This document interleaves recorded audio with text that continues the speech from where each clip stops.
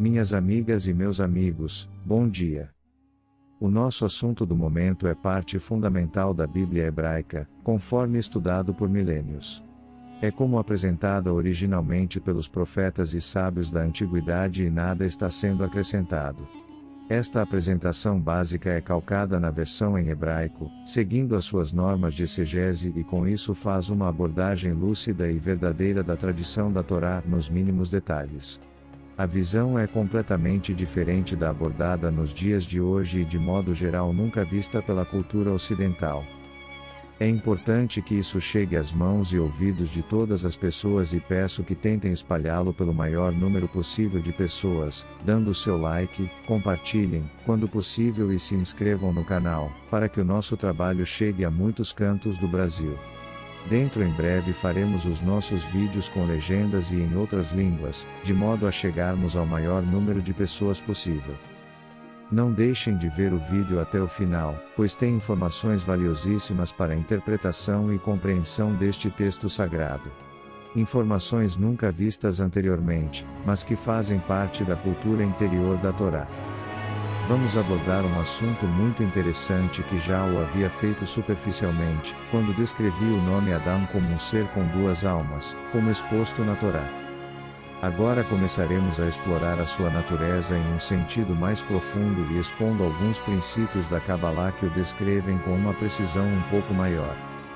Precisamos ter em mente que apesar de estarmos usando imagens antropomórficas, de formas humanas, e mesmo físicas, esses elementos não apresentam quaisquer propriedades morfológicas, tais como plantas, árvores, jardim, homem etc. e desta forma não estando submetidos a imagens, espaços e tempos, sendo exatamente por isso que não existem sequências temporais em seus eventos, como também objetos, Éden, Jardim do Éden, Adão, árvores ervas do campo e etc., como também em seus eventos, o que nos submete ao uso de metáforas para representá-los, pois não existem palavras para descrever esses elementos completamente transcendentais que são simplesmente estados, termo esse, como representados na física moderna, não importando minimamente nos preocupar com isso no momento.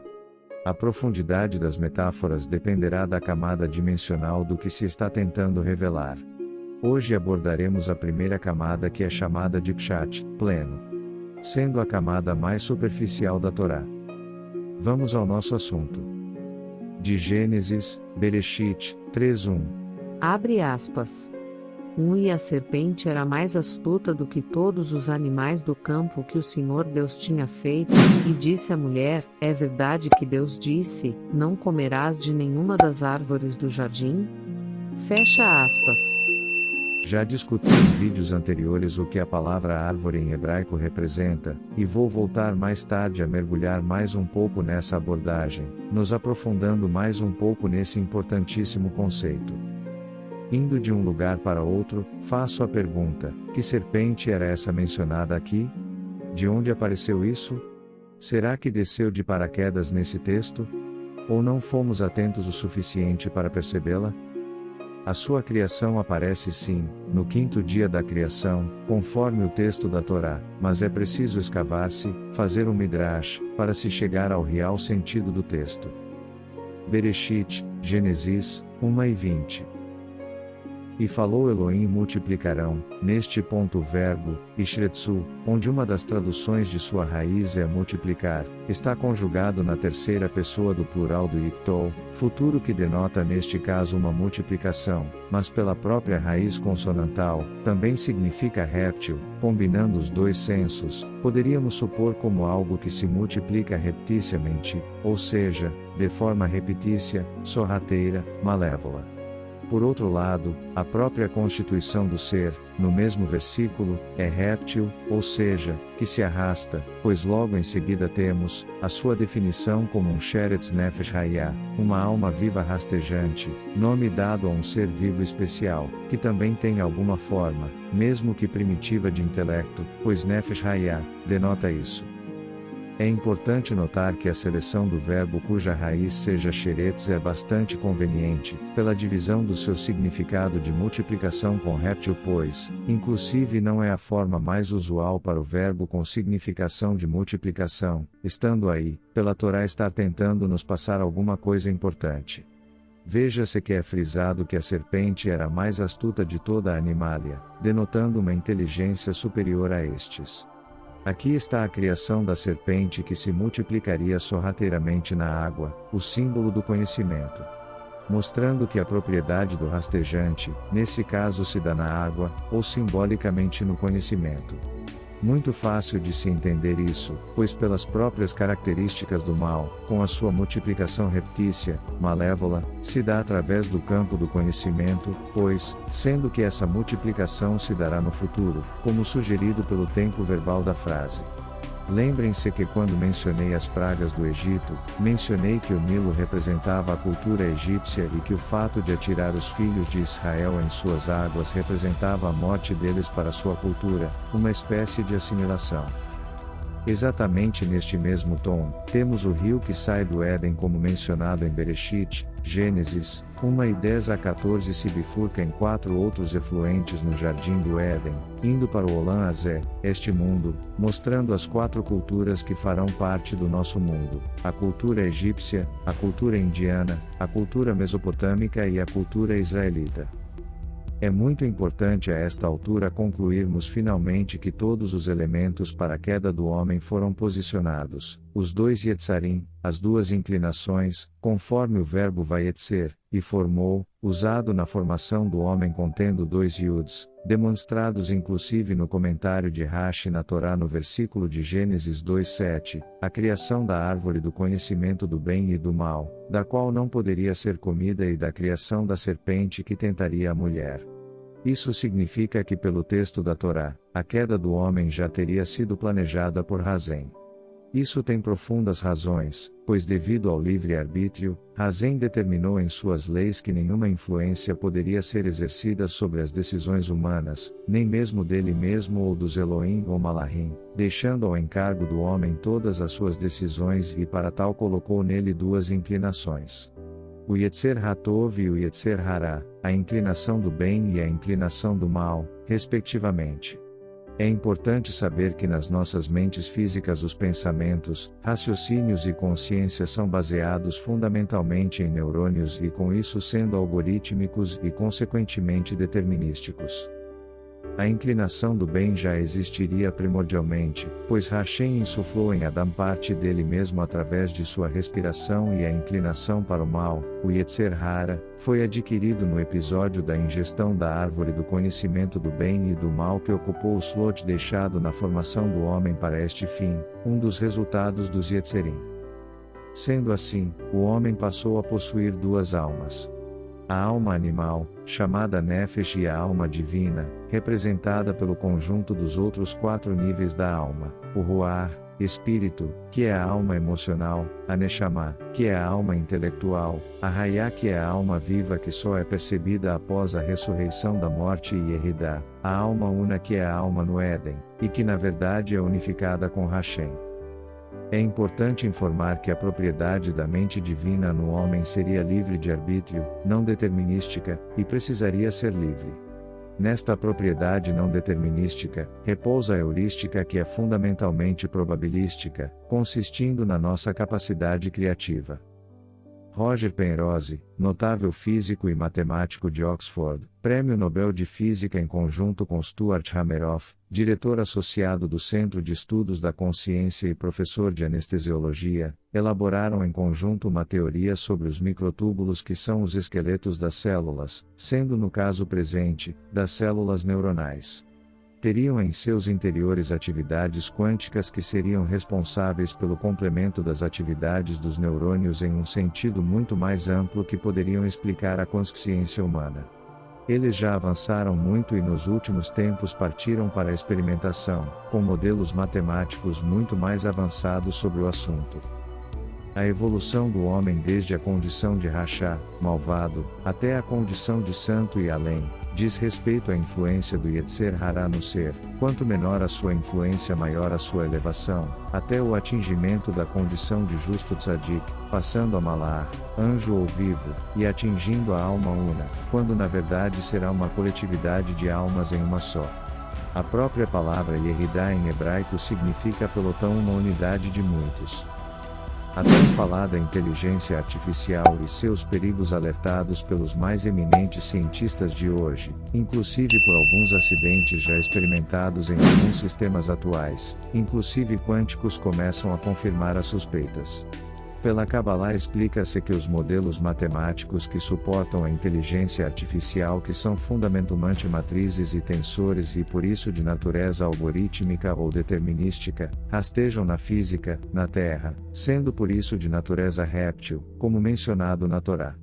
Quanto mais próximo estivermos das bases da natureza, mais problemas teremos, sendo por isso que os nossos computadores neurais que estão imbricados na física, são a base de nosso Yetzer Hara. A última profecia sobre os 4 animais se refere a isso. Os animais que dominarão o mundo, são animais nunca antes vistos com dentes de ferro e unhas de cobre. O que são eles? Máquinas com inteligência artificial, é o que são. E vão destruir boa parte do mundo, como mencionado nas profecias de Daniel. Esses estados do homem são abordados na hoje literatura da Torá oral, mas presente nela já há milênios, nas gradações de Rachá Gamur, malvado perfeito, Rachá Gamur, malvado imperfeito, Benoni, intermediário, Tzadik Gamur, justo imperfeito, e Tzadik Gamur, justo perfeito, sendo que as condições mais elevadas, não recebem nomes específicos, somente aqueles que já foram informados, de vivo e uno, sendo na realidade subdivisões finais da condição de justo perfeito. Os reis arquetípicos de Israel, Saul, Davi e Salomão, caracterizam os 3 estados, sendo Saul, o malvado perfeito e imperfeito, pois o seu próprio nome sugere isso, pois viveu um verdadeiro inferno em sua luta interior, como mostrado no próprio texto do Tanakh, na batalha entre as suas 2 inclinações. O seu nome Saul é literalmente a raiz e a palavra Sheol, inferno, em hebraico. Já Davi caracteriza o Benoni, intermediário. O seu nome sugere, querido, amado, pois é uma pessoa boa, com profundos erros no início, mas faz techuvá, se arrepende, característico da definição de Benoni, sendo isso perfeitamente visível nos Salmos, a obra de seu arrependimento, sendo que na fase final de sua vida já estava adentrando na condição de Tzadik Gamur, Tzadik imperfeito. Já Salomão, Shlomo, vem de Shalom, paz, pacificador, pois atingiu a paz interior pelo término de sua batalha particular já na condição de tzadik e a refletiu em seu mundo, reunindo as condições necessárias para construir o seu Beit HaMikdash, a casa do santo, o santuário de Jerusalém. Esse santuário na verdade estaria em seu interior, na fronteira de 2 mundos, mas no momento não vem ao caso, fica aqui, como uma atração para se seguir em frente. Será explicado posteriormente. Voltando à tentação da mulher. Gênesis, Bereshit, 3. Abre aspas. 3. Mas do fruto da árvore que está no meio do jardim, Deus disse: não comereis dele, e não tocareis nele, para que não morrais. Fecha aspas. Este é um ponto muito importante. Deve-se notar que a árvore da vida em Bereshit, Gênesis 2:9 mencionava que esta estava no meio do jardim do Éden e agora em Gênesis 3:3 a árvore do conhecimento do bem e do mal é que está no meio. Afinal, quem está no meio? O que se pode auferir disso? Será que as 2 árvores têm o mesmo valor? Parece que sim, pois a maior parte da jornada do conhecimento do bem e do mal se dá na árvore com esse nome. Parece que se alternam, dependendo da fase da jornada do justo e da intenção daquele que caminha por elas. De todo modo, mesmo que se inicie pela árvore da vida, a parte final também será por ela. Ao começar pela árvore do conhecimento do bem e do mal, a mulher e o homem pecaram, pois a sequência seria primeiro a árvore da vida e em segundo lugar, a árvore do conhecimento do bem e do mal, pois é necessário ter primeiro a vida, para depois mergulhar no conhecimento do bem e do mal e após essa experiência, voltar a galgar o resto do caminho para se alcançar o seu topo onde está o prêmio como já discutido no vídeo anterior. A mulher cedeu às tentações da serpente e finalmente comeu da árvore. O que aconteceu finalmente, é que pecaram e por isso caíram, morreram para o Gan Eden vindo parar aqui, o Olon Hazé, este mundo. Saíram de um lugar espiritual, perfeito, adimensional, sem nenhuma relação de tempo, espaço e forma para o nosso universo físico e por isso receberam corpos, roupas, como na Torá. Isso pode ter acontecido a qualquer momento no nosso universo, pois o Éden não guarda nenhuma correlação espaço-temporal com o nosso mundo. Evidentemente tudo isso é metafórico, sendo Adão, Jardim do Éden, todas criações metafóricas, sem nenhuma forma, sendo na realidade, forças, atributos, fases, conceitos e estados meramente espirituais, não guardando nenhuma relação de forma com o nosso mundo físico. Não podemos, como sugere o primeiro mandamento do Decálogo, adorar ídolos. As imagens dificultarão o entendimento do que realmente está sendo exposto no texto da Torá. Estes são assuntos transcendentais. Continua no próximo vídeo. Shavua Tov, boa semana. Olá a todos. Chegamos ao fim deste vídeo, e gostaria de aproveitar este momento para agradecer a todos vocês por assistirem. Sabemos que o tempo é precioso, e ficamos felizes por terem dedicado um pouco dele aqui no nosso canal. Se você gostou do conteúdo e quer continuar acompanhando, não se esqueça de se inscrever no canal. Dessa forma, você não perderá nenhum dos próximos vídeos que estamos preparando. Além disso, se você curtiu o vídeo, não deixe de dar o seu like. Isso ajuda não só a valorizar o nosso trabalho, mas também permite que outras pessoas possam descobrir e aproveitar esse conteúdo. E não se esqueça de clicar no sininho de notificações para receber todas as atualizações do canal. Assim, você será o primeiro